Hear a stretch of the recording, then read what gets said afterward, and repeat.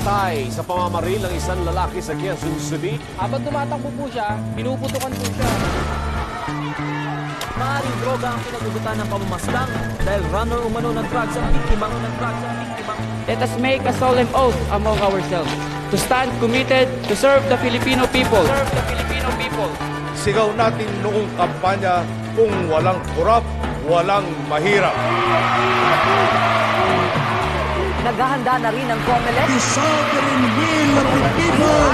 AFP para sa elections. May mga negosyante nang nagpurong ng pupunan sa bansa. Ang pakikitungo sa squatter, hindi pwedeng kamukha ng pakikitungo sa kriminal. Tinatikos ng isang anti-crime group ang pulisya matapos ang sunod-sunod na krimen sa Metro Manila. I would like to present to you the suspect in the murder of I would like to emphasize that everything is under control. Under control. Nakuna ng kamera na nakakalabas mula sa New Bilibid Prison sa Muntinlupa. Siguro kaya malakas ang loob na pumatay ng tao dahil meron sumusuporta sa kanila.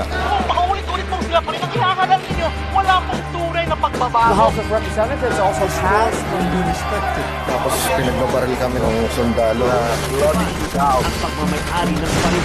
Bakit buhay ang kailangan niyang putasin?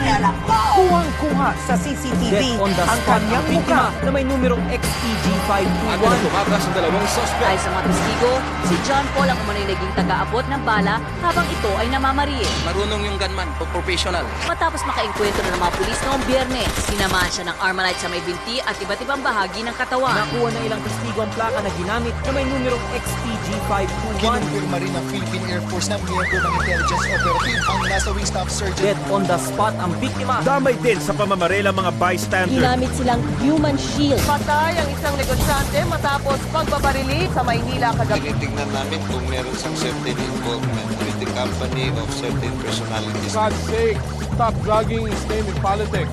Let us mourn him in peace.